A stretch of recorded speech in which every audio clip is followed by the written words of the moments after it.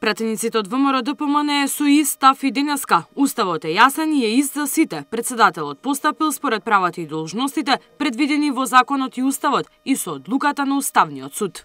Поддршката ја добил од народот, ја добил со 74% повеќе него неговиот кандидат.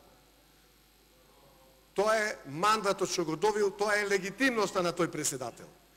А членот 11 и уставот јасно кажуваат кое е неговото право и дали има право или не да ја даде аболицијата. За СДСМ е нејасно како Иванов од март годинава се до последната објава за повлекување ги менувал ставовите и се повикувал на државните интереси. Според нив расправата за импичментот треба да заврши со давање можност да се изјасни судот која штити уставноста и законитоста во државата. Бројот на гласови е небитен. Еве ќе го оставам на страни членот 11. Иванов има направено низа прекршувања и на уставот и на законите во Република Македонија. И сега во оваа реплика ќе се обидам на кратко да ви цитирам и да ви објаснам што се работи. Прво, членот 9 од уставот на Република Македонија.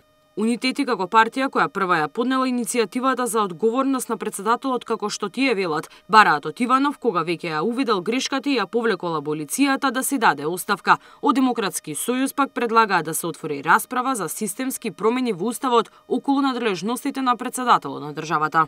Унитети како политичка партија не поддржава ниту една институција која што ќе го брани организираниот криминал. Уставна одредба дава неограничена можност, без било каква одговорност, председателот на државата да носи одлуки за аболиција, за помилување, кршејќи ги сите принципи и без било каква можност да биде покрената постапка за негова одговорност.